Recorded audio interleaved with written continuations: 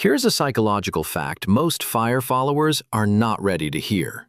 If you felt smart the first time you understood financial independence, retire early, there's a real chance you weren't just attracted to freedom, you were attracted to feeling ahead of everyone else.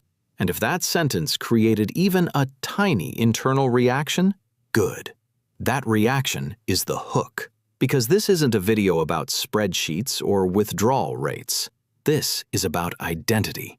And by the end of this, you're going to know whether you're building freedom or building a very sophisticated emotional shield. If you want to understand how to escape psychological traps like this before they quietly shape your decisions, subscribe now. This channel isn't for people looking for financial tips. It's for people who want to understand the invisible mechanisms driving their ambition. There is a very specific type of person who gets pulled into FIRE in America. It's not the reckless spender. It's not the person drowning in credit card debt without a plan. It's the analytical one, the long-term thinker, the person who read about index funds, tax optimization, safe withdrawal rates, and felt a strange rush of clarity. The one who looks at the average American savings rate and thinks, they're asleep. The one who sees consumer culture and thinks, I'm not playing that game. That feeling isn't random. It hits your ego in a very specific way. Because in a country built on competition and status, discovering FIRE feels like discovering a hidden advantage. When you first hear it, save aggressively, invest consistently, let compounding work, reach your number, escape the rat race. It feels like you cracked the code, especially in the US, where hustle culture is worshipped and burnout is normalized. The idea of opting out early feels rebellious, strategic, elite. And here's where psychology starts working under the surface. The human brain doesn't just love clarity, it loves hierarchy. It loves knowing it's not average. It loves believing it sees what others don't. And FIRE quietly feeds that narrative. People with strong planning skills often also have a strong need for control. That's not weakness, it's a trait. But control is often a response to unpredictability. The American job market can be brutal. Layoffs happen fast. Healthcare costs are unpredictable. Inflation eats purchasing power. Markets swing wildly. And FIRE offers something intoxicating: insulation. You won't depend on a boss. You won't depend on Social Security. You won't depend on corporate loyalty. You'll depend on your portfolio. That sounds powerful, but sometimes what sounds like power is fear wearing a suit. Think about your first real exposure to FIRE. Maybe it was a blog post. Maybe it was a YouTube video showing someone retiring at 35. Maybe it was a breakdown of how much you'd need to live off 4% annually. There's a moment of illumination. So that's it. There's a path. That moment is addictive because it turns the chaos of life into an equation. If I invest X every month for Y years at Z return, I win. It feels clean, rational, almost elegant, and highly intelligent minds love elegant systems. But here's the uncomfortable layer beneath that elegance.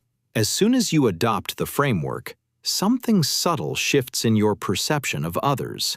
You see people financing cars at 8% and think, they don't get it.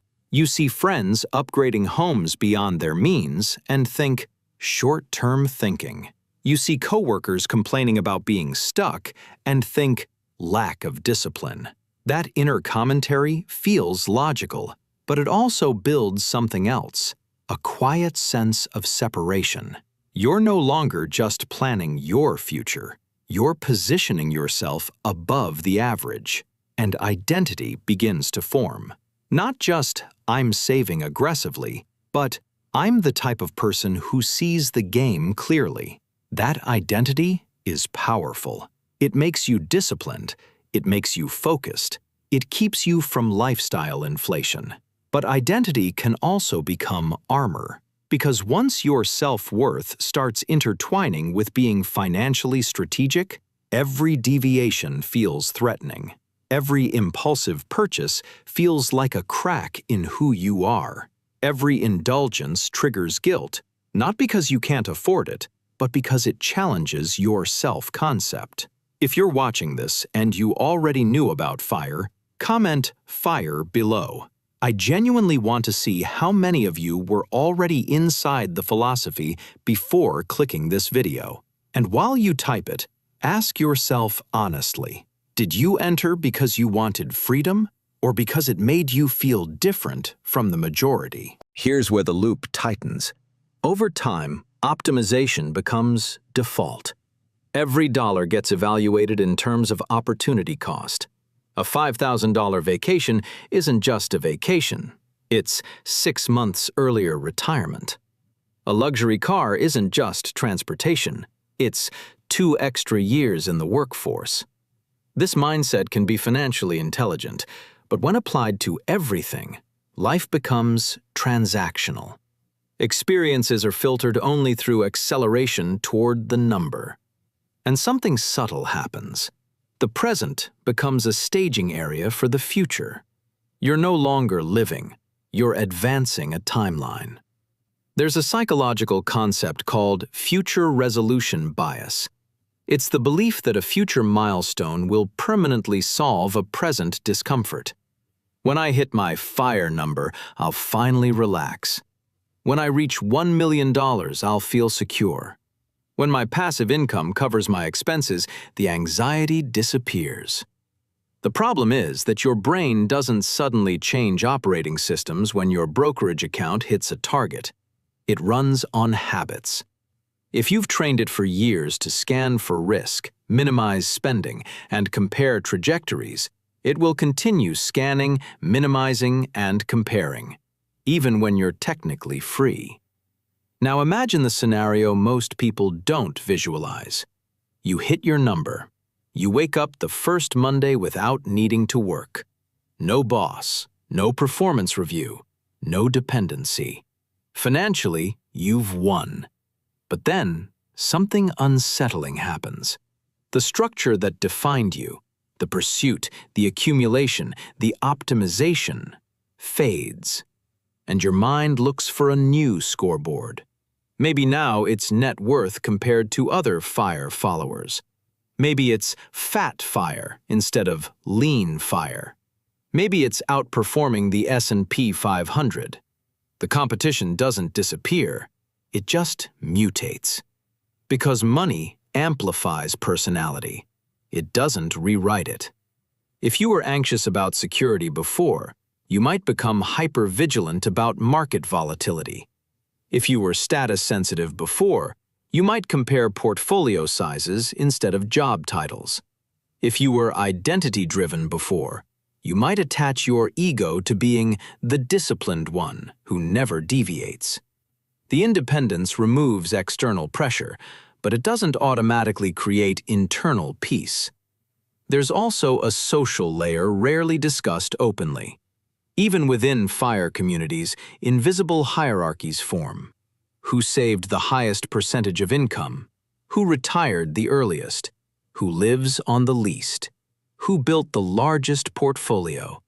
Humans are wired for status comparison.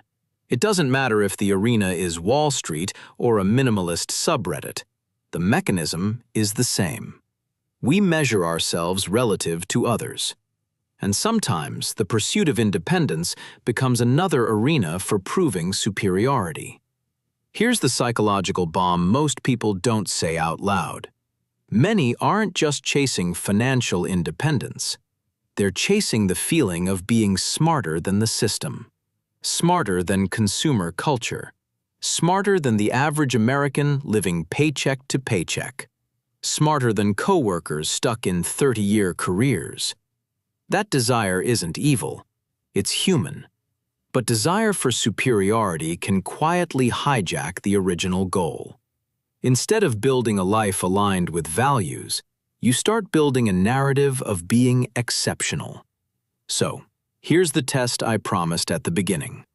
If no one knew about your FIRE plan, no Reddit forums, no YouTube community, no validation, no comparisons, would you still pursue it in exactly the same way?